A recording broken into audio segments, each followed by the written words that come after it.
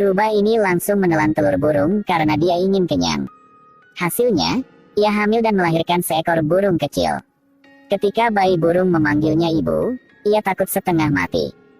Jadi dia meninggalkan burung itu dan memanjat ke pohon. Tapi tidak lama kemudian dia mendengar suara burung itu. Dia berpikir bahwa jika dia melahirkannya, dia harus bertanggung jawab padanya. Kemudian dia kembali ke gua dan membawakan burung kecil itu seekor cacing gemuk. Burung kecil itu mencium pipinya, sejak saat itu dia memutuskan untuk membesarkan anak ini. Rubah ini sangat perhatian, ia khawatir burung itu tidak bisa menyeberangi sungai.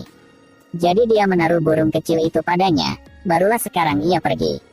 Untuk mengajari burung kecil itu terbang, ia melompat dari tebing dengan sendirinya. Tapi dia hanya menerima ejekan burung kecil itu.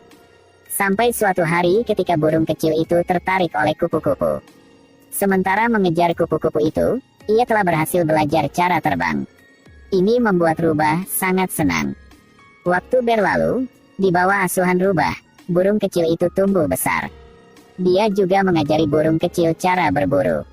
Meskipun dia sudah dewasa, burung itu selalu suka berada di sebelah Rubah. Untuk membalas budi ibu Rubahnya, burung kecil telah belajar mandiri. Dia bahkan membawa pulang makanan untuk ibunya. Mereka saling mengandalkan melalui malam yang tak terlupakan. Keesokan harinya, Rubah dan burung kecil pergi ke sebuah danau yang penuh dengan ikan. Dia menyuruh burung kecil itu untuk mencuri ikan, begitu berhasil, cepat terbang. Akibatnya, sebelum mereka bisa mencurinya, mereka ditemukan oleh beruang. Ketika Rubah melihat ini, dia dengan cepat melarikan diri. Tapi area beruang itu berbahaya di mana-mana. Untungnya, dengan bantuan burung itu, Rubah berhasil melarikan diri. Tapi tiba-tiba kedua beruang itu berhenti dan menunjukkan senyum iblis. Karena di depan Rubah ada tebing setinggi 100 meter. Sekarang dia tidak punya tempat untuk lari. Melihat dua beruang hampir datang, burung kecil itu berusaha mengambil Rubah pergi. Tapi di luar dugaan, kekuatan burung itu terlalu lemah. Ditambah dengan berat Rubah, mereka perlahan-lahan jatuh. Jika terus seperti ini, mereka pasti akan kehilangan nyawa. Agar burung kecil itu hidup, Rubah melepaskan tangannya. Saat kritis seekor burung besar menyelamatkannya. Ternyata dia adalah ibu dari burung kecil itu. Untuk berterima kasih kepada Rubah, ibu burung menangkapnya seekor ikan. Sebelum burung kecil itu pergi, dia sekali lagi mencium Rubah. Kemudian dia mengikuti ibunya untuk memulai kehidupan yang miliknya. Meskipun Rubah itu sedikit enggan, tetapi memikirkan dua beruang itu. Ia memutuskan untuk meninggalkan hutan ini. Ini adalah kaleng penyiram ajaib. Setetes air saja bisa membuat tanaman langsung dewasa. Tetapi bagaimana jika menyirami seluruhnya? Di gurun yang panas, ada 3 monyet yang menyeret kaki mereka, memegang kaleng penyiram di tangan mereka. Tapi tiba-tiba mereka menunjukkan ekspresi yang aneh. Ternyata mereka melihat sebuah pohon pisang. Tapi sayangnya pohon pisang itu masih terlalu kecil. Sekarang setetes air jatuh ke tanah. Adegan ajaib muncul. Pohon pisangnya sedikit lebih besar. Monyet berambut panjang yang cerdik mengambil kaleng untuk menyirami tanaman. Pohon pisang langsung tumbuh tinggi.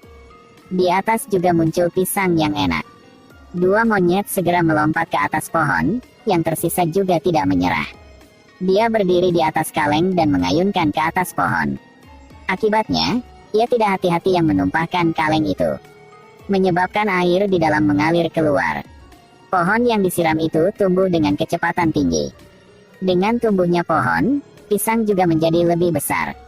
Monyet kurus tidak mencengkeram pohon dengan erat, hampir jatuh. Begitu saja, pohon pisang telah melewati awan. Itu berdiri tegak di udara. 3 monyet berpegangan tangan dan berpegangan pada pisang. Pada saat ini seorang gadis datang. Dia juga membawa 3 kaleng penyiram yang kosong. Melihat pohon pisang di depannya, wajahnya penuh keraguan. Dia dengan ringan menyentuh pohon pisang dan pohon itu membungkuk. Yang berbentuk seperti jembatan.